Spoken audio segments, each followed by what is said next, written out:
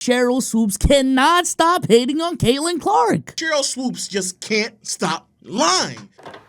To me, what Caitlin's been able to do in a short period of time has been very impressive. Because I know people are like, oh my God, you said she wouldn't be good. But I didn't say she wouldn't be good. What I said was I didn't think Caitlin or Angel would come into the league and dominate immediately, which I don't think either of them did. Respectfully, there is absolutely no way, even when we're trying to sit here and play semantics about dominating, there's no way that anyone could ever leave this season in saying that both Caitlin Clark and Angel Reese didn't dominate. I need to see the rest of the clip, but I think for right now, though, from what I've seen, Sheryl Swoopes is just talking about what she thought going into the season was going to happen, which I do feel like was a valid thing to say. A lot of people thought Caitlin Clark and Angel Reese were about to go into the W and think it was easy and average the 30 that they were averaging in college. They get into the W, and yes, while these numbers are definitely good for WNBA standards, they weren't going to be the same player that they were in college, which I think is fair. However, if we continue watching this video, and Sheryl does say that after watching the season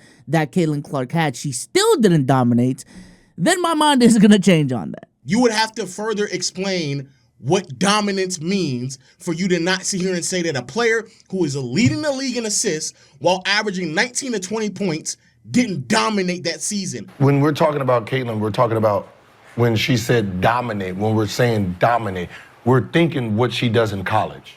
Score the ball. Yeah. She's dominated college, right? No, she dominated in college. She dominated. So when she says you won't come here and dominate off the rip, averaging 17 is not dominated compared to averaging 30-something for 4 straight years. If that's the standard, that means that Kelsey Plum can never dominate because she averaged like 30-something in college. That means that Candace Parker never dominated because in college she averaged like 21, 22 points in her senior year, her last year in college. She's never done that professionally. That means that Sheryl Swoopes never dominated because in college she finished her last year averaging like 28 points, and then she went in the WNBA and never did that. Also, as a sidebar, if anyone thought that Caitlin Clark was going to come into the WNBA and as a rookie, matter of fact, at any point in her career, that she was going to average 30 and 8, please stop talking to that person. But that was also like the first half of the season. If this is the route that this video is going to go and this conversation is going to go, I do think this is hella semantic-y. But one thing I've definitely said about the whole WNBA conversation is you need to fix your brain and change the scale of how you look at WNBA statistics compared to NBA statistics. For whatever reason, maybe it's because the WNBA offenses just aren't advanced enough, or there's a talent gap or whatever. WNBA stats aren't as high in volume as NBA stats from what I've seen, and their efficiency league-wide is also not to the NBA standard. We've seen people in the NBA average 50 points a game, 36 points a game, but in the W, I don't think anyone's ever averaged 30. So in the scale of the W, Caitlin Clark coming into the league averaging 19 points a game, leading the league in assists at 8 assists. That, I feel like if we were to equate that in NBA terms, that's like a rookie coming in and probably averaging, 23, 24 points a game, 10 assists out the gate. Which I will say, if someone did that in the NBA out the gate, I would say that rookie is dominating. I ain't gonna lie. Off rip, that's what you're doing? That's kind of crazy. I feel like after the break, I still don't think she's dominating, but she's a different player than she was in the first half of the season. Bro, there's no way. There's no way that you know what Caitlin Clark is averaging post All-Star break and you still don't think that she's dominating. To say that someone in the W is averaging 24 and 9 and that's not dominating, bro, we're losing the plot at that point. We're losing the plot. She is genuinely stringing along some of the greatest stretches the league has ever seen by a wide margin, and you're still saying that's not dominant? Yeah, I take back my statements. Sheryl Swoopes is tripping. All right. My whole statement relied on the fact that, okay, this is what she perceived going into the season. But again, as we've seen with the WNBA season and how Caitlin Clark has performed, especially if we're just talking about post All-Star break, to see what she did post All-Star break and still say she's not dominating after averaging 24-9, which again, for my NBA guys out there, if we scale that to NBA terms, that is like averaging like 30 and 12. What are we doing? That's insane. That is insane. I think leading the WNBA in assists is dominating. You talk about her already leading the W in assists. And a lot of the assists that she could have gotten, now turnovers. She's throwing pitch aheads, wide open layups. They're smoking them. This could be 13 a game. This could be 14 a game. Like they're literally just dropping passes. Bro, Rashad McCann is correct, bro. There's just no way that someone could come in and lead the league in a statistical category and you not walk away from the season being dominant.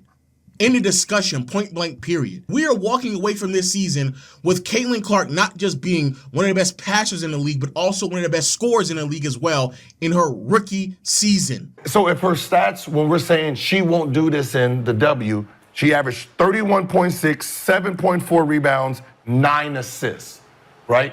Did anyone expect her to do that in WNBA? Those three? No. Right? So she didn't do that. No. Now, if we say her stats are today, what? 20 points, 8.4 assists, 6 rebounds. That's crazy. But That's crazy. Is that dominant? Those are hell of a number. Those are hell of a numbers. rookie. But to me, that's not Period. dominating. Yeah, it's only not dominating because she's a rookie. I ain't gonna lie, respect to Rashard McCants, but when Rashard McCants is the guy spitting, nah. I ain't gonna lie, we might have to reevaluate the conversation. Shout out to Rashard McCants, man, holding it down. Even ex-WNBA players are speaking about a lot of this shit through the lens of an NBA like conversation. Anyone, period, in WNBA history who is giving you 19, 5, and 5 will be doing something that we've never seen before. So there's no way that you can sit here and confidently say, "Oh man, 19, 5, and 5. Those are crazy. Those are really good numbers." No, those are historic numbers. My question at this point to Sheryl Swoopes is, what is dominating in the W? Because if you are looking for 30 points a game, then damn, Caitlin Clark just has to be the best player in WNBA history out the gate for you to say she's dominating. Like, and at that point, would the only player in the league dominating be, I don't know, A'ja Wilson? Because if we look at the scoring list, A'ja Wilson is averaging 26 to 27 points a game. That's fine. But after that, that number dips all the way down to 22, 21.6, 20.6, 20.4, 19.7, and Caitlin Clark is right here at 8, right behind Kelsey Mitchell at 19.5. And then when we take into account efficiency, Caitlin Clark's efficiency is on par with everyone ahead of her, if not better in some regards, if not just flat out better. And then we also haven't talked about her passing ability in all of this. So unless Sheryl Swoopes is about to say that A'ja Wilson is the only player in the WNBA dominating, then nah, this is an L take from Sheryl and Gilbert. Or Gilbert, does anyone call him Gilbert? Dominating form, right? When we're saying dominating, you go through history and say, well, Candace Parker dominated her rookie year. Yeah. Cap. You don't feel that. She was great her rookie year. She was better than expected her rookie year. But if you take her rookie year compared to her dominating year, is it? First and foremost, just because it's not your best year doesn't mean that it wasn't a dominant year. That makes no sense at all.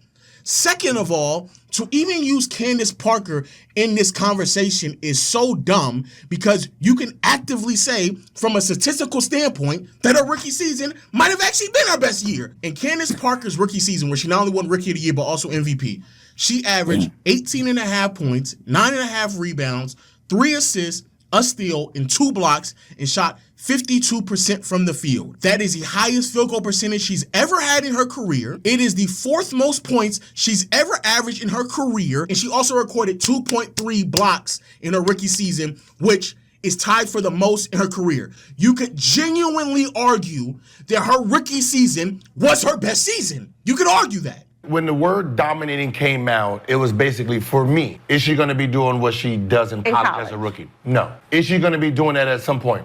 Probably. Is there going to be a point in time where she averages 28 and 9? Yeah. Here's a good question. No, It should be, yes. And that's when you say dominating. I don't think people thoroughly understand how ridiculous of a bar that is. If you are expecting what is considered to be dominant is for somebody to average 28 points per game throughout a WNBA season, there's no way that you ever could come close to believing that would be the bar for being dominant in the WNBA because no one has ever done that before. This season, with A'ja Wilson averaging... I'm gonna be honest, the main thing bothering me about this is I don't have a problem with Gil thinking about this when, again, his mind is thinking NBA numbers. My problem with this is Sheryl Swoopes, a player who played in the W, one of the greats in the W, know the scale of the numbers in the W in relation to the NBA and what's dominant or not in the W, and she is still upholding this take. Now, that's crazy. She's the first player ever to do that. She's the first player to ever average more than 25 points. There's only 2 players in league history who have averaged 25 or more. That's Diana Taurasi for 1 season, and this year, A'ja Wilson. This idea that, the bar that I'm going to set is 28 points per game, bro. No one has done that. Before the season started, no one has ever done that. Second, if that's the bar, that literally means you're contradicting what you said in the first place. Because if you were genuine about, I don't want to set the expectations too high, now all of a sudden you're setting the expectations so high that she would have to average 28 and 9? 28 and 9? That's the bar you want to set for her when it comes to dominance? That's crazy. What guard, other than Caitlyn, is dominating the league right now? Great question. What guard, other than Caitlyn? No way Rashad is cooking like this, bro. No way. In Big 22, Big Rashad, hey, I'm a Rashad fan now, man. I ain't gonna lie. He is cooking. Is dominating the league right now. Dominating? Guard. I don't know But if you there have is to a compare. guard. You got to compare to what they do, Alyssa. I'm just saying guard. Well, Alyssa, it's not really a guard. Alyssa's a 4. So here's what I would tell you. Okay, You're so guard? saying, Okay. yeah. But- So you got Enrique, Enrique. you got Kelsey. Kelsey, you got Hey, they starting to fumble them words. Can I get a name? Can I get a name? Kennedy. Enrique, probably Enrique. Enrique, for but sure. we have to. Dominating has to be what your attributes are. Right. So I'm dominating at what I'm good at. Not the goalpost moving. You're My good thing at. is this, And to Caitlin's me- not dominating scorer like she's them. good The at. player that This nigga Gil don't know what he's talking about. He brought up Alyssa Thompson as a bro. Like this nigga literally guard. Yeah, nigga guard. He said guard. Name a guard. You can't though. You can't because y'all know for a fact if you name a guard, there's not a guard this year that is posting up numbers that's noticeably better than what Caitlyn is doing. Matter of fact, there ain't too many guards that's posting numbers that's even comparable to what Caitlyn is doing for you to identify a separator of what dominance looks like in contrast to what she's doing. The one person they did bring up was Enrique, and again, let's just look at the numbers. Enrique, as a guard, is averaging 22 points. She's shooting 38% from the field. She's shooting 35% from 3 and 92% from the line. She's getting 5 assists. She's getting 5 rebounds. She's getting 2 steals. If that is the bar for a guard dominating in the W, which is a name, the only name that they really said, that's a guard. Caitlin Clark is only averaging, like 2.5 less points a game. She's shooting 3 percentage points better from the field. She's shooting about the same from 3. She's shooting about the same from the line. They're both 90% plus shooters from the line. She's grabbing more boards. She's a much better passer. Enrique is averaging essentially a steal more per game. But again, if that is the bar, you cannot tell me that if we're just looking at post-Olympic break Caitlin Clark, when she was averaging 24 points instead of 19, when she was averaging 9 assists instead of 8, on probably better efficiency, that is not dominating, when the only name I've heard as a bar is Enrique. No way. No way. Downplay all the guards in the W right now to make it seem like, oh, well, son, I guess no one. But you just sat here and told me that the league was so talented that we shouldn't expect him to come into dominant. Now all of a sudden, shit, no one dominant. Ain't nobody dominant right now. Shit, ain't nobody dominant in the league right now as a guard. Nigga, are you serious? For her skill, Enrique, right? She's she's supposed to average 20. Like she's dominating. Nigga, there's no way. There's no way He about to crash that out. you're going to sit here and say. And what's crazy is that again, I don't think Gil even understands the numbers that we are posting up here to make these arguments. But if you're saying Enrique is dominant, which I'm not even denying, if that's the bar of what dominance is, Yeah. look at their numbers, compare them to one another, and how can you tell me that Enrique is dominating, but Caitlin Clark isn't dominating when statistically their numbers are virtually the same? When Jordan came in the game, right, he was second or third in scoring in the league, third or second in scoring, right? So you can say, oh, he's Caitlin's number one in assists in the league. But she's a scorer. So what? What does that matter? She's still the leader in assists. But what in the fuck what is Gilbert Arenas saying right now? What are you saying? Because you're a scorer, you expect her to dominate scoring, but if she dominates in another statistical category, all of a sudden she's not dominant anymore? That makes no sense at all. What a crazy goalpost move. That is an insane goalpost move. We have started right here, or we have ended right here. Because I will say the main thing that has translated from college to the W, that you can just say 1-to-1 has maintained the same, is her passing ability. In college, she was averaging 9 assists a game. In the W, she's averaging 8. So you can't even give her that? God damn. But even by your logic that she has to dominate in the category she's supposed to be dominating in, then Angel Reese will be dominant, my nigga. If the standard is you have to dominate in a category you're supposed to dominate in, Angel Reese, the category she's supposed to dominate is rebounding. She's leading the league in rebounding. She's grabbing the most boards ever in WNBA history. For those who do not know, before this season began, there was... He's starting to sweat, Chad. He's starting to sweat. never a player who averaged more than 12 rebounds a game. She's averaging 13. 13. Bro, what the fuck does that have to do with me being at the top, dominating at this category? That's not regardless if my skill is fucking guitaring and I'm over here fucking drumming. If I'm killing in the fucking drums, this ain't my skill. Shit, I'm dominating in this now. So, question for you. I'm a good drummer and a good guitarist. Question for you. I dominate this shit. I'm good at both. Okay. Question for you. As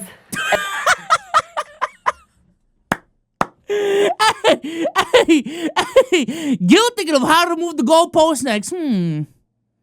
I've already moved it like 10 feet. How do I get it to 15? The noticer. Now this is and it's funny right here, man. As a number 1 draft pick. Y'all zoom in to that nigga. Oh my God. This nigga Gil's like, when you put it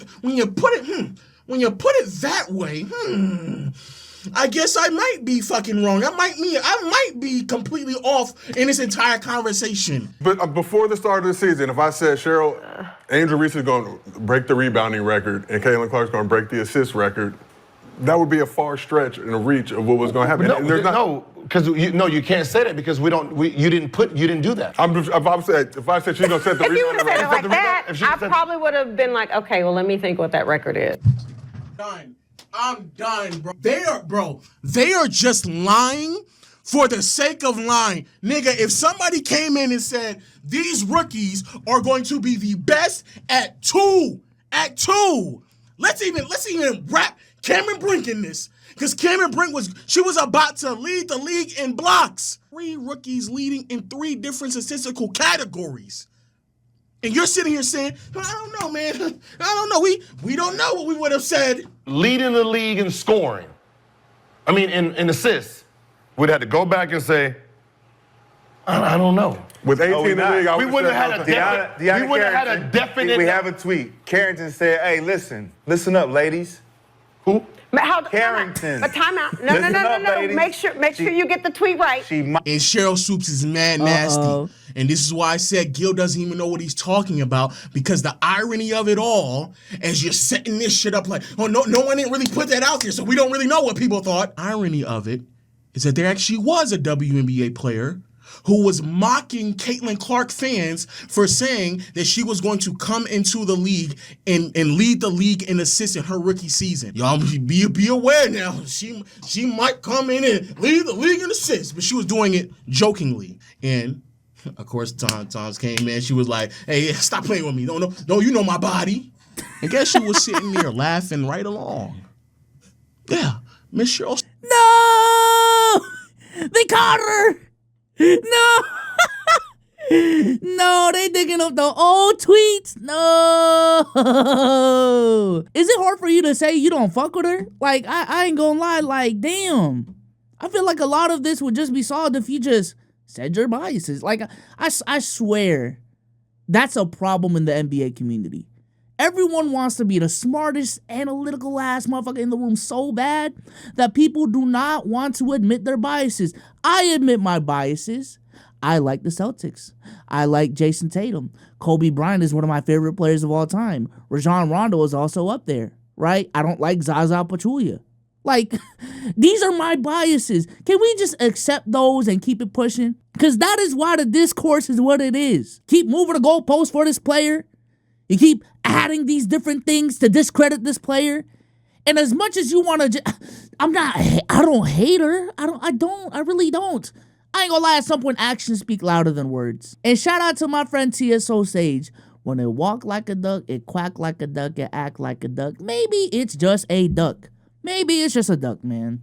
Swoopes. So 3 WNBA MVPs in your career, would you consider each of those 3 seasons as dominant seasons for yourself? No. Wait, you can't even win MVPs? No, Sheryl, I swear you could just say you don't like Caitlyn. I swear you could just say that. Because now you're even discrediting yourself for the sake of just, Caitlyn isn't dominating. You were the best player in the league, arguably, for a season. You cannot win MVP without having the argument in someone's head that you're the best player in the league. Or at least just for that specific 82, 42 game stretch, whatever. And you're going as far as to say that you didn't even dominate yourself? What is going on? What is going on? I can't. Bro, Sheryl Swoopes is willing to lie about her own career before she even admits that Caitlyn is dominant. Do you know how fucking insane you have to be to lie about your own career? For those who don't know, bro, Sheryl Swoopes is one of the greatest. Let's not ever get any of this fucked up. Sheryl Swoopes is one of the greatest women to ever grace that league. You can easily argue she's top 10 ever. For those who don't know, bro, she got 3 league MVPs, 4 championships. Of those 3 league MVPs, she also has 3 DPOIs.